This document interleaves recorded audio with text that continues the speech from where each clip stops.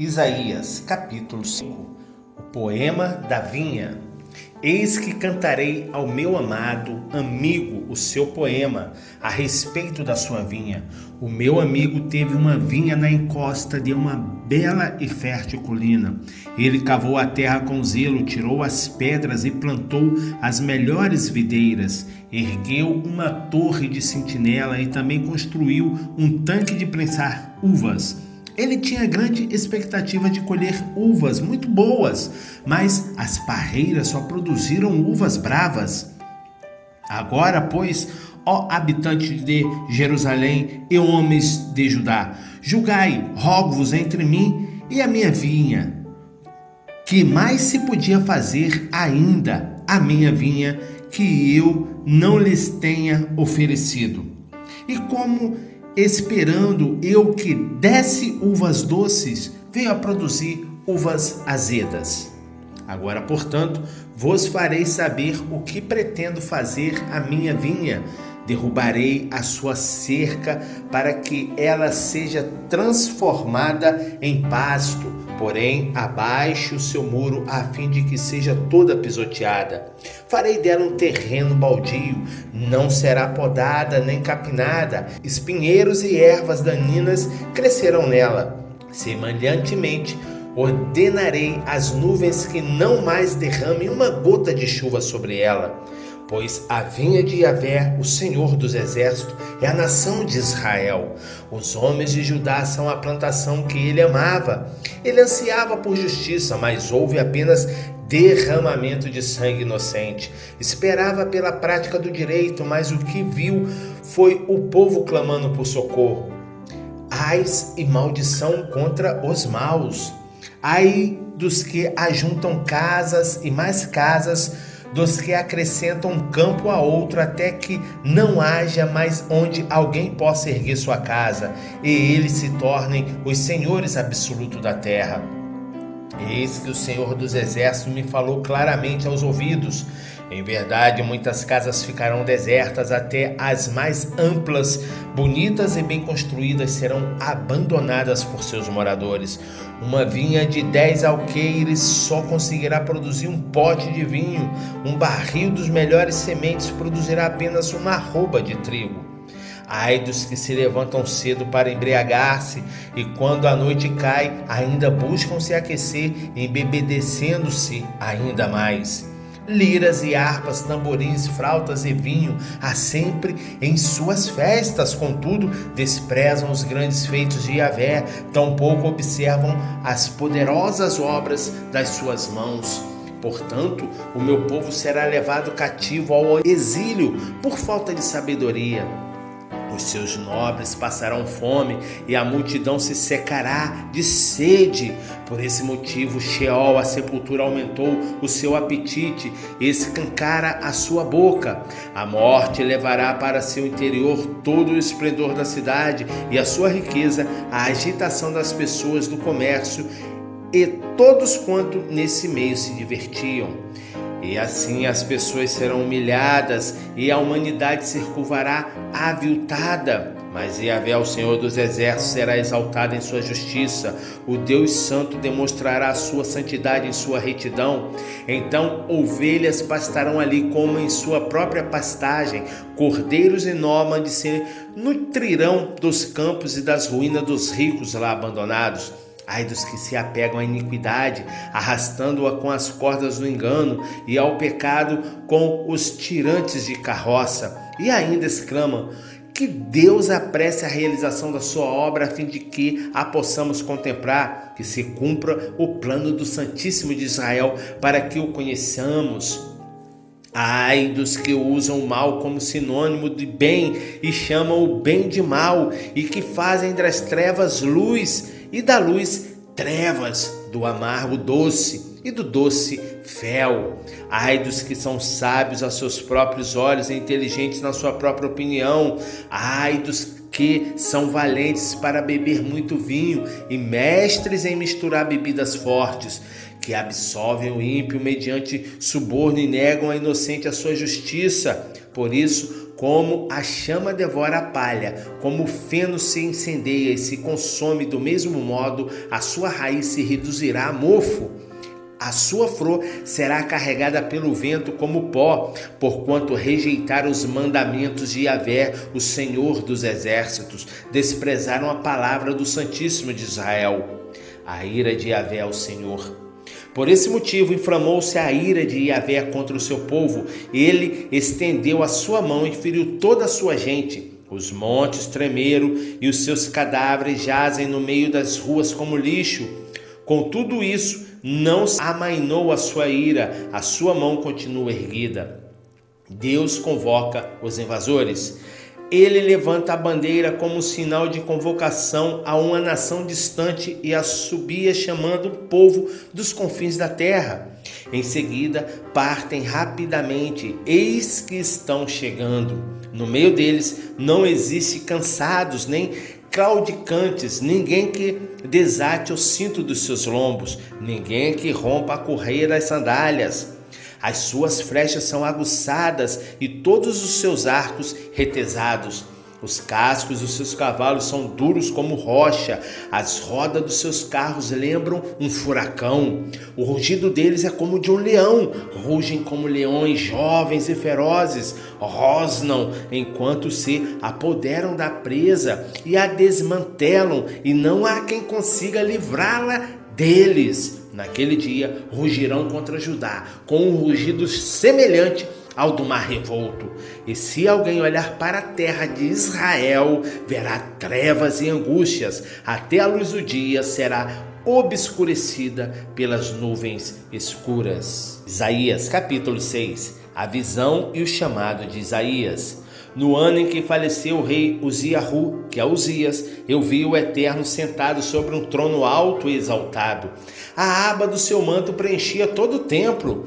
Em torno dele posicionava-se serafins. Cada um deles tinha 6 asas. Com 2 cobriam o rosto, com 2 cobriam os pés, e com 2 voavam. E ao mesmo tempo clamavam uns aos outros: Santo, Santo, Santo, é Yahvé dos exércitos, eis que toda a terra está plena da glória do Senhor. Ao som das suas vozes, os batentes das portas tremeram e o templo ficou repleto de fumaça.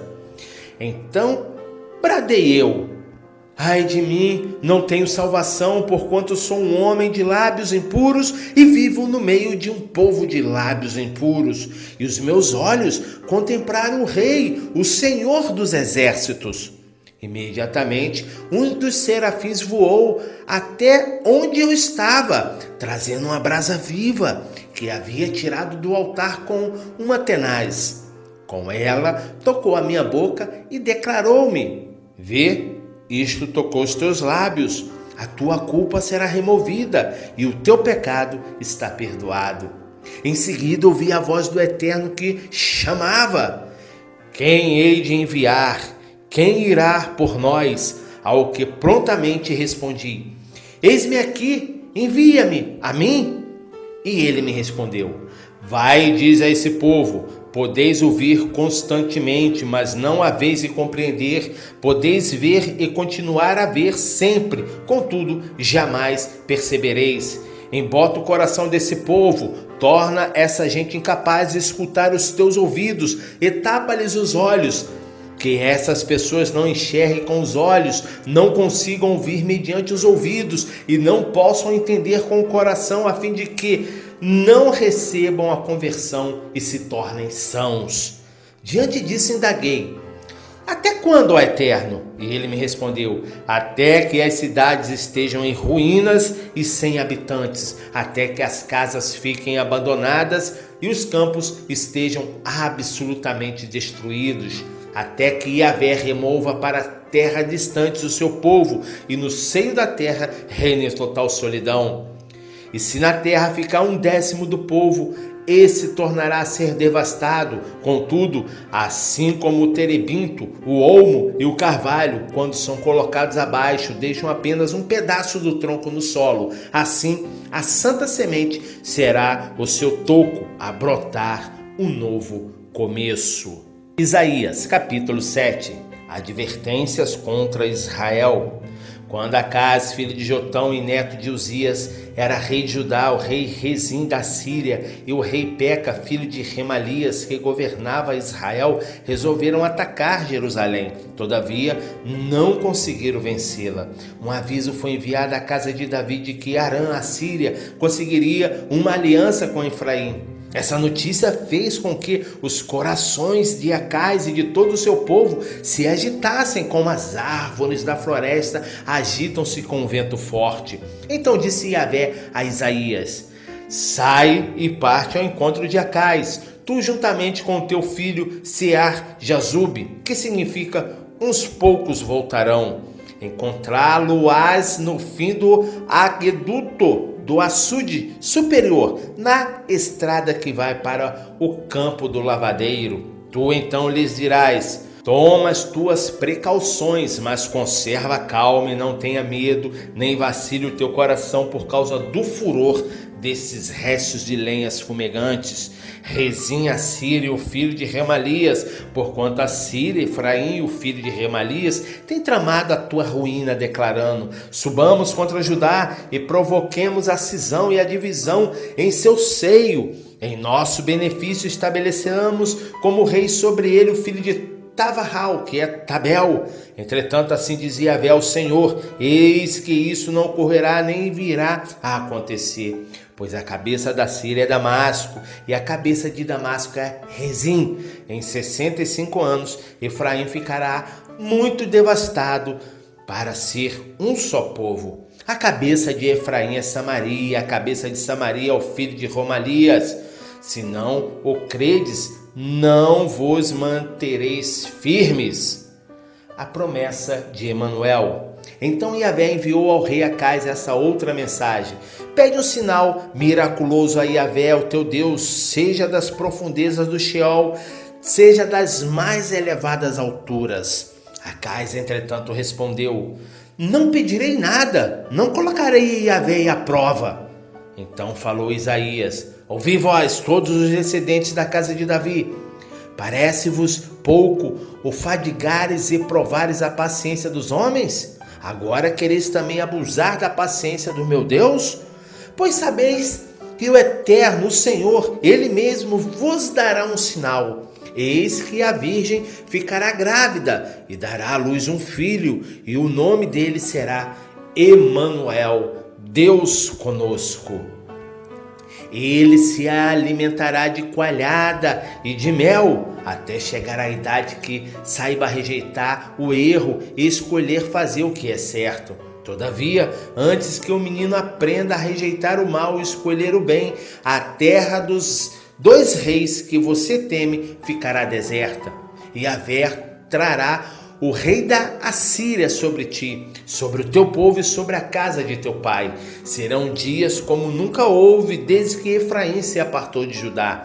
Naquele dia, Yahvé assobiará convocando as moscas dos longínquos rios do Egito e as abelhas da Síria. Eis que chegarão e pousarão todas elas nos vales íngremes dos penhascos e nas fendas das rochas, sobre todos os espinheiros e sobre todos os bebedouros. Naquele dia, o Eterno como que tosqueará Judá com uma navalha alugada, aí a Síria, que fica do outro lado do rio Eufrates, o rei da Síria virá e rapará a barba, os cabelos e os pelos do corpo de todos. E sucederá naquele dia que cada pessoa que conseguir manter uma vaca e 2 cabras terá coalhada para se alimentar, graças à fartura de leite que elas produzirão. Todos os que permanecerem na terra se alimentarão de coalhada e mel. E acontecerá também naquele dia que todo lugar onde existem atualmente 1000 videiras no valor correspondente a 12 quilos de prata se transformarão em espinheiros e matagal. O lugar será tão inóspito que somente com arco e flecha se entrará ali, porquanto a terra inteira estará tomada de roseiras bravas e espinheiros. Em todos os montes atualmente lavrados à enxada, já não se poderá entrar, de medo do matagal e dos espinheiros. Nesses lugares os bois andarão soltos e as ovelhas correrão em liberdade.